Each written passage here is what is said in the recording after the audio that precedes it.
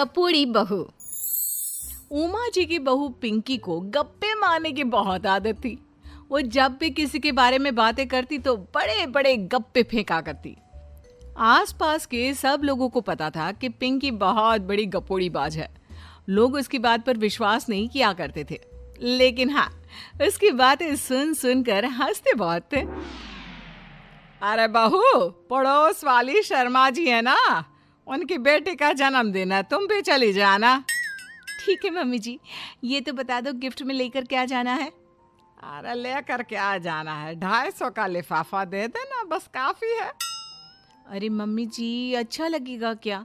पड़ोसी हैं हमारे, हमें कुछ बड़ा लेकर जाना चाहिए। अरे बहू, इतना काफी है। जानती हैं आप, मेरे मायके में जब पड़ोस में किसी की बर्थडे होती थी ना, तो मम्मी कुछ ना कुछ गोल्ड का ही देकर भेजती थी। पड़ोसी के बर्थडे में सोना? कैसी बातें करती हो। और नहीं तो क्या, आपकी तरह थोड़ी ना लिफाफा पकड़ा दिया। पिंकी शर्मा जी की बेटी के जन्मदिन में चली जाती है। अरे आज तो बड़ी सुंदर लग रही हो साड़ी में। जी मैं तो लहंगा पहनकर आने वाली थी, मम्मी जी नहीं मानी। अरे बेटा, बर्थडे पार्टी में तो साड़ी चल जाती है, मेरा मतलब कोई शादी थोड़ी ना है। कैसी बात कर रही हैं आप आंटी जी? मेरे मायके में तो छोटे छोटे फंक्शन भी हम लोग लहंगा बनवाते थे बुटीक से, डिजाइन करवाकर। चाहे पड़ोस में किसी का जन्मदिन हो, मेरी मम्मी हमेशा बुटीक से नया लहंगा डिजाइन करवाती थी। मैंने तो ऐसा कहीं नहीं देखा, ये तो तुमने आज बड़े कमाल की बात बताई। अरे जाने दीजिए, कोई बात नहीं। और बताइए, आपकी बेटी नजर नहीं आ रही? अरे भाभी, मैं यहाँ हूँ, ये देखिए मेरा ड्रेस कैसा लग रहा है। ठीक ही है, मतलब बर्थडे के हिसाब से थोड़ा हल्का है ना। अरे भाभी, इतना सुंदर गाउन पहना है मैंने। मैं ना शादी से पहले अपने बर्थडे पर हमेशा जरी वाला लहंगा पहना करती थी, यही मैं तुम्हारी मम्मी को भी बता रही थी। इसके बाद केक काटने का प्रोग्राम शुरू होता है। सब लोग इकट्ठे हो जाते हैं। शर्मा जी की बेटी का केक देखकर पिंकी से रहा नहीं जाता। उसके अंदर का गपोड़ी बाज बाहर निकल कर आ जाता है। अरे इतना छोटा सा केक! अरे बेटा, मेहमानों के हिसाब से ही है, जितने लोग इतना बड़ा केक। आंटी जी, कम से कम 4 या 5 मंजिल वाला केक तो बनाना चाहिए था। आपकी बेटी का बर्थडे रोज रोज थोड़ी ना आता है। मेरे बर्थडे पर हमेशा पापा 4 केक बनवाते थे, सारे केक 4-4 मंजिल के होते थे। वहां पर सारे लोग उमा जी के मोहल्ले के ही थे और वो पिंकी के गप्पे मारने की आदत से अच्छी तरह वाकिफ थे, इसलिए सब लोग उसकी बात सुनकर हंसने लगे, लेकिन किसी ने पिंकी से कुछ नहीं कहा। एक दिन सुबह सुबह पिंकी ने अपनी सास से कहा, मम्मी जी, मेरे मम्मी पापा मुझसे मिलने के लिए यहाँ आ रहे हैं। अरे वाह, ये तो बहुत अच्छी बात है, उनके आने की तैयारी करो, अच्छा अच्छा खाना बनाओ। वैसे कब तक आएंगे? मम्मी जी फ्लाइट से आ रहे हैं, कल शाम को 4 बजे की फ्लाइट है। फ्लाइट? लेकिन बेटा, तेरा मायका तो यहाँ से 2 घंटे की दूरी पर है, तेरे मम्मी पापा फ्लाइट से कब से आने लगे? अरे मम्मी जी, आपको पता नहीं है, मेरे मम्मी पापा ना आधे घंटे की दूरी के लिए भी फ्लाइट का टिकट बुक करवाती है। अरे गप्पे थोड़े कम मारा करो बहू, कोई फ्लाइट से तब आएगा ना जब यहाँ पर एयरपोर्ट होगा। तुम्हारी मम्मी क्या उड़कर आएगी घर में?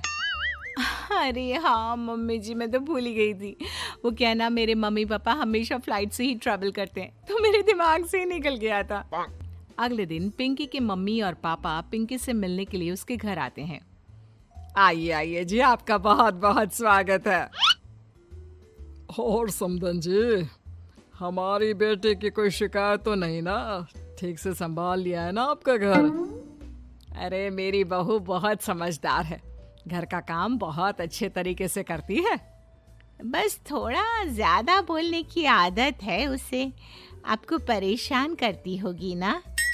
बात तो आपकी सही है, उसकी थोड़ा ज्यादा नहीं बहुत ज्यादा बोलने की आदत है। लेकिन कोई बात नहीं, आपकी बेटी दिल की बहुत अच्छी है, बस थोड़ा बोलती ही तो ज्यादा है। पिंकी बेटा, इधर आओ, देखो तुम्हारे मम्मी पापा आए हैं, तुमने इनके लिए खाना तो बना लिया ना? वो क्या है ना मम्मी जी, आपसे एक बात कहनी थी।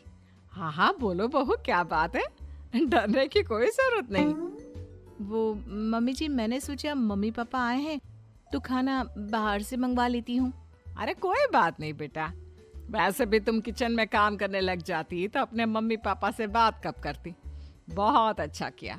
अब तुम अपने मम्मी पापा के साथ बैठकर आराम से बात करो, मैं अंदर जाती हूँ। शाम का वक्त जैसे ही दरवाजे की घंटी बजी, 3-4 लोग हाथों में खाने की बहुत सारे पैकेट लेकर उमा जी के घर पहुंच गए। अरे भाई कौन है आप लोग, लगता है गलत पते पर आ गए। नहीं नहीं माँ जी, हम तो खाने का ऑर्डर डिलीवर करने आए हैं, यहीं से बुकिंग मिली थी। अरे नहीं नहीं, आपको कोई गलत फहमी हुई है। हमारे यहाँ तो 2 ही मेहमान आए हैं। आपके हाथ के पैकेट देखकर लगता है इसमें 50 लोगों का खाना है। माँ जी आपने सही समझा, खाना तो इसमें 50 लोगों का ही है, क्योंकि हमें ऑर्डर यहीं से 50 लोगों का मिला है। अरे लेकिन इतना सारा खाना, कहीं मेरी बहू ने अपनी गप मारने की आदत के चलते ऐसा तो नहीं कर दिया। ये खाना आप रख लीजिए और हमें हमारे पैसे दे दीजिए। अच्छा वैसे कितने का बिल बना है? ज्यादा नहीं, बस 10,000 दे दीजिए। उन लोगों की बात सुनकर उमा जी पिंकी को आवाज देकर वहां बुलाती है। जैसे ही पिंकी वहां आती है, खुश होते हुए उन लोगों को वहां पर खाना रखने के लिए कहती है। अरे इतना सारा खाना क्यों मंगवाया बहू? अरे मम्मी जी, मैंने आपको बताया तो था, मम्मी पापा आए हैं तो मैं खाना बाहर से मंगवा रही हूँ। ये बात सही है बेटा, लेकिन 2 लोगों के लिए 50 लोगों का खाना? अरे मम्मी जी, कुछ कम पड़ जाए तो अच्छा थोड़ी ना लगता है, और मेरे मायके में तो ऐसा ही होता है, एक्स्ट्रा खाना मंगवाते हैं हम लोग। तभी पिंकी के मम्मी और पापा वहां पर आते हैं। अरे बेटा, एक्स्ट्रा खाना मंगवाने का मतलब ये थोड़ी ना होता है कि 2 लोगों के खाने के लिए 50 लोगों का खाना मंगवा लो। और बेटा, तुम्हारी गप मारने की आदत के चलते 10,000 का बिल आया है। तुम्हें नहीं लगता ये गलत है? देखो बहू, बढ़ा चढ़ाकर बातें करना अपनी जगह, लेकिन इतनी बड़ी बड़ी फेंकना भी गलत है ना। पहली बात तो इतने सारे पैसे लगे, और दूसरी बात खाना वेस्ट होगा। आप लोग ठीक कहते हैं, मैं आज के बाद अपनी इस आदत को कंट्रोल करने की कोशिश करूंगी और अब से गप थोड़ी कम मारा करूंगी। पिंकी की बात सुनकर सब लोग हंसने लगे। गरीब की बारिश। शहर की कच्ची बस्ती में एक गरीब मजदूर कालू रहा करता था। कालू के घर में उसकी पत्नी जानकी थी।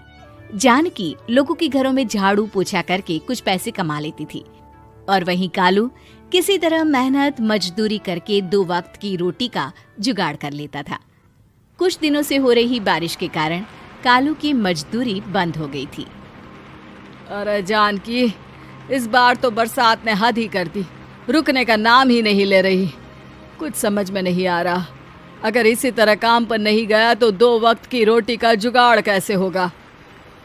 अरे तुम चिंता क्यों करते हो, बारिश का क्या है, 1 आध दिन में रुक जाएगी और उसके बाद में फिर से काम शुरू हो जाएगा। अरे 3 दिन तो हो गए, बरसात तो रुक ही नहीं रही है, और आगे भी रुकने के कोई आसार नहीं दिख रहे। तो क्या हुआ, तुम्हारा काम बंद हुआ है ना? मैं तो अभी भी लोगों के घर झाड़ू पोछा करने जाती ही हूँ। मेरे पगार से कुछ दिन तो निकल ही जाएंगे। अरे घर का खर्चा तो हम किसी तरह चला लेंगे जानकी, लेकिन ये जो छत टपक रही है इसका क्या करेंगे? ये बात तो आपकी सही है। हमारी झोपड़ी अब काफी पुरानी हो चुकी है, और इसके छप्पर में भी कई सारे छेद हो गए हैं। रात भर पानी टपकता रहता है। अरे मैं भी इसी बात से बहुत परेशान रहता हूँ, कहीं किसी दिन ज्यादा बारिश आ गई तो हमारी झोपड़ी टूटकर बिखर ना जाए। राम राम राम, ऐसी अशुभ बातें क्यों करते हो? अरे ऐसा कुछ नहीं होने वाला, ये झोपड़ी ही तो हमारा सब कुछ है। अगर यही नहीं रही तो हम जाएंगे कहाँ? ठीक है जानकी, जब तुम्हारी पगार मिल जाएगी तो कुछ पैसे बचाकर झोपड़ी के छप्पर की मरम्मत करवा लेंगे, शायद हमारी परेशानी कुछ कम हो जाए। ठीक है जी, अब ना ज्यादा परेशान मत हो। ये लो खाना खा लो और सो जाओ, सुबह मुझे भी जल्दी काम पर जाना है। जानकी और कालू अपनी झोपड़ी में सो गए। रात को अचानक से बहुत तेज बारिश शुरू हो गई। धीरे धीरे बारिश का पानी कालू की बस्ती में भरने लगा। पानी भरते भरते झोपड़ी के बाहर तक पहुंच गया था। सुबह के वक्त जब कालू और जानकी सोकर उठे। हे भगवान, ये क्या हो गया? बारिश का पानी तो हमारे घरों तक पहुंच चुका है। अब मैं काम पर कैसे जाऊंगी? रहने दो जानकी, तुम आज काम पर मत जाओ। ऐसे पानी से निकल कर जाओगी और बीमार पड़ गई तो लेने के देने पड़ जाएंगे। लेकिन अगर नहीं गई तो मालकिन लोग नाराज हो जाएंगे। आप जानते हैं ना, बड़ी मुश्किल से एक दिन की छुट्टी भी नहीं देती है। अरे लेकिन जानकी, झोपड़ी के बाहर तो पूरी बस्ती में पानी भरा है, तुम जाओगी कैसे? जानकी जैसे तैसे करके काम पर चली जाती है, लेकिन अगले दिन फिर से बहुत ज्यादा बारिश होती है और बस्ती में ज्यादा पानी भर जाता है। आज तो मैं तुम्हें किसी भी तरह काम पर नहीं जाने दूंगा। अरे अगर तुम्हें कुछ हो गया तो क्या होगा? ठीक है, तुम ठीक ही कहते हो, आज नहीं जाती। अगर मालकिन नाराज हो गई तो मना लूंगी किसी तरह। अरे मनाने वाली क्या बात है?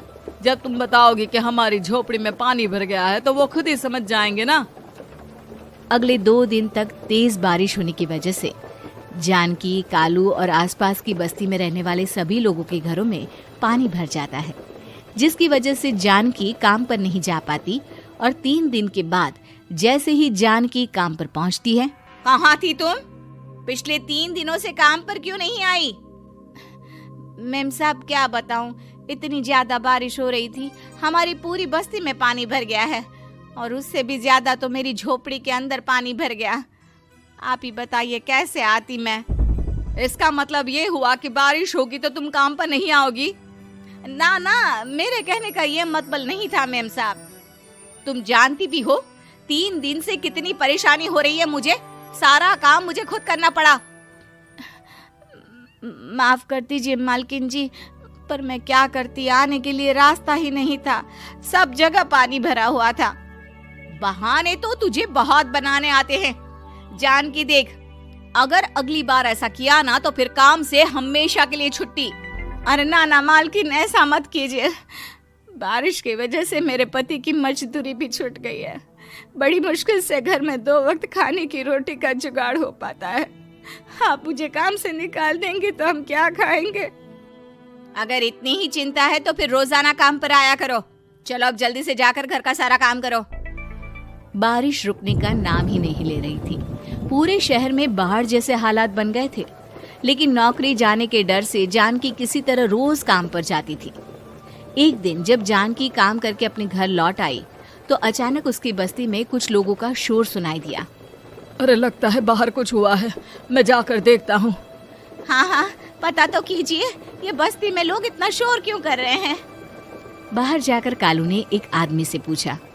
अरे क्या हुआ भाई, इतना शोर क्यों मचा रहा है? अरे क्या बताए भैया, अपनी बस्ती के बाहर एक पुल टूट गया है और वहाँ पर एक कार फंसी है। थोड़ी देर में अगर किसी ने नहीं बचाया ना तो वो कार पानी में बह जाएगी। ये क्या कह रहे हो भैया, कार के अंदर कोई है क्या?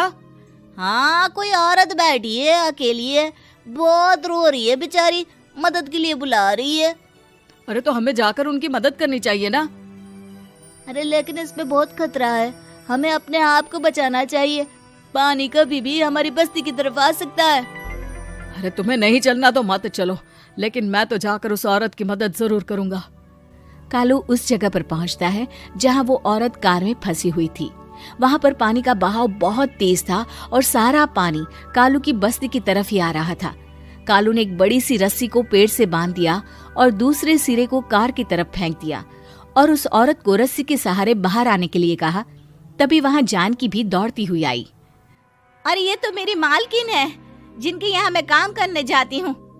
अरे मैडम जी, आप डरिएगा मत, आपको कुछ नहीं होगा। आपकी गाड़ी को भी मैंने रस्सी से बांध दिया है। थोड़ी देर में पानी का बहाव कम हो जाएगा, फिर हम आपकी कार को भी बाहर निकाल लेंगे। क्या तुम जानकी के पति हो? हाँ हाँ, जानकी मेरी ही पत्नी है, आपके यहाँ काम करती है ना। लेकिन मेम साहब, आप यहाँ पानी में कैसे फंस गई? अब क्या बताऊं, मैं अपनी सहेलियों के साथ पिकनिक पर गई थी, वहीं से लौट रही थी। अचानक पानी का बहाव तेज हो गया और मेरी गाड़ी फंस गई। अरे कोई बात नहीं मालकिन, अब ना आप बिल्कुल सुरक्षित हैं। मैं तो बहुत बुरी तरह डर गई थी। कब से मदद के लिए चिल्ला रही थी, लेकिन कोई मेरी मदद के लिए नहीं आया। भला हो तुम्हारा पति का जिसने मेरी जान बचा ली। लेकिन जानकी, मैंने तुम्हारे साथ बहुत गलत व्यवहार किया। इतने खराब मौसम और बाढ़ में भी तुम्हें काम पर आने के लिए कहा, नौकरी से निकालने की धमकी भी दी, और तुमने मेरी जान बचाई। मुझे माफ कर दो। अरे कोई बात नहीं मालकिन, आपकी जान बचाना तो हमारा धर्म था। देखो जानकी, तुम्हारी झोपड़ी में जो भी नुकसान हुआ है उसके लिए मैं तुम्हें पैसे दूंगी।